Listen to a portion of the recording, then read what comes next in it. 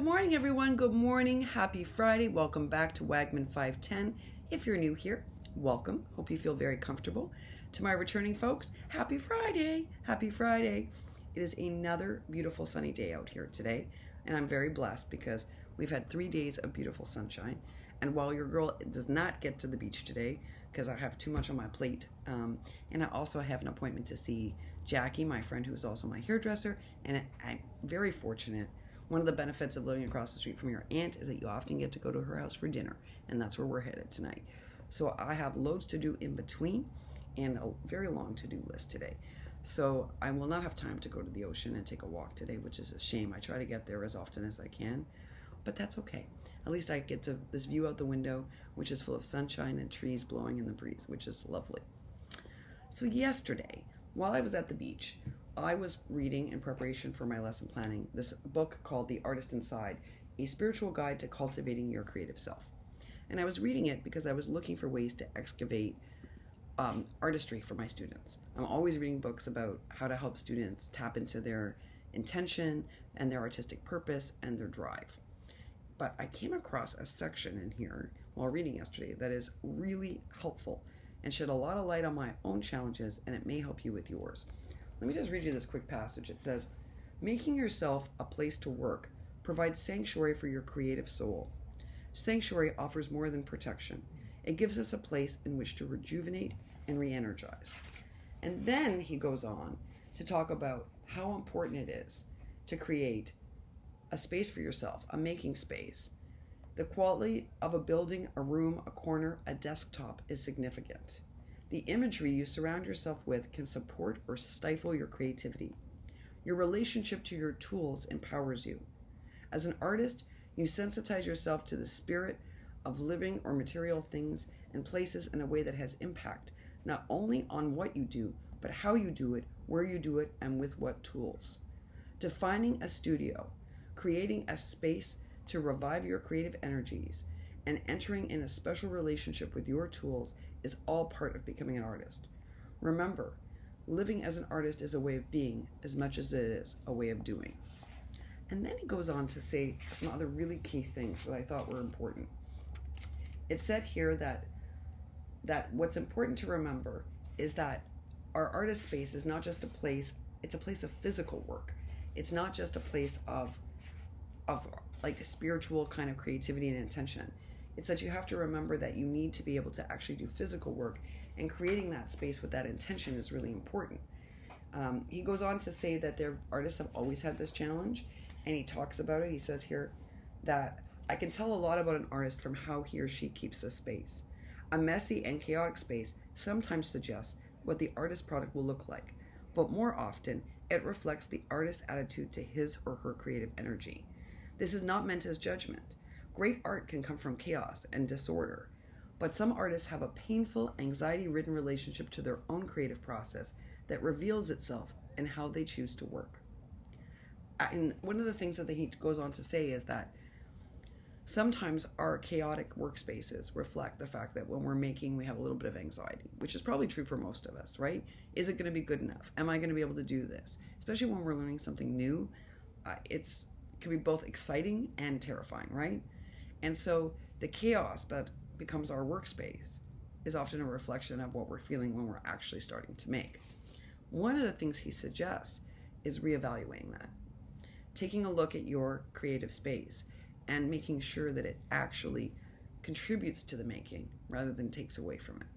And he's not claiming organization like, these perfect, let's keep our place organized, like we see videos on YouTube, people who are highly organized and have like 50,000 systems with label makers and all sorts of things. I have a label maker. I'm not anti-label maker. I love me a good label maker. But what he is suggesting is that one person's system may work for that person and not work at all for the next. What is key to an artist is that they figure out how they work and then build the system for themselves around it. That made me realize that some of what I've been struggling with this week is not so much about crafty disorganization, but I'm using a failed system. So we spent all that time organizing the other room. Everything is perfectly organized in bins. It is easy for me. I need a ribbon, I pull it out. I know where it goes back. I need a mixed media piece, I pull it out, I put everything back. That's wonderful.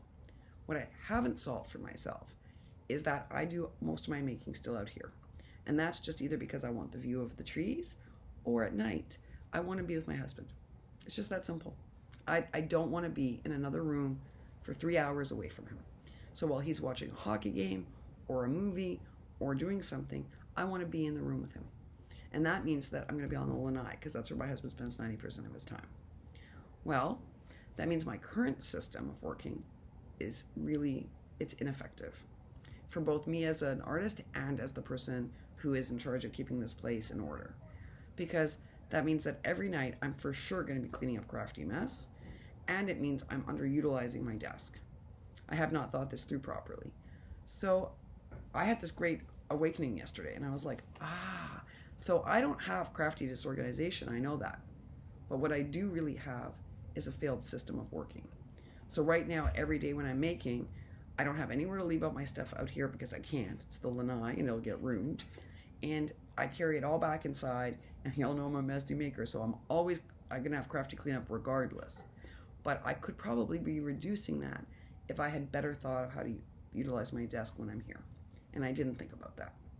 So I need to rethink my system, folks. And I'm raising this because I'm thinking many of you may want to assess this for yourself. Do you have a system set up for yourself when making so that what you need is right on hand within arm's reach? Because most of my supplies and my making area is in the other room, have I organized a system here where what I need for every day is there, with the exception of glue and paper? No. I have not properly utilized that space. I need to rethink it. And I realize that's going to help reduce a lot of what I'm doing at the end of a crafty night. So I'm sharing this with you. I don't know that I have a solution. I was just sharing, and my husband was laughing, because after that I watched a program by a woman who is definitely, she declares herself to be messy by nature. She's disorganized by nature, and yet she has invested a lot of energy in the last 5 years to developing systems to ensure that she keeps on top of everything. Now, I think her underlying theory is very extreme. She's just completely gotten rid of almost everything. My husband would love this. She calls herself the Minimalist Mom, and she's here on YouTube if you want to look her up. She's actually a very interesting lady. She and her twin sister tackle a lot of things that I think most of us deal with in everyday life. Hot spots in our home, you know, that container of mail or pile of mail that sits on the kitchen counter. She's great at that. And because she's naturally messy, this is not somebody with a hyper-organized mind who's like giving you advice that's unrealistic for you. No, this woman has some very good tips, actually, for everyday natural disorder. And I think she tackles them with good earnestness and honesty about herself and about her sort of messy tendencies. So I was watching her, and she was talking about a lot of systems that she's put into place for herself. And I'm gonna adapt some of these ideas and test them.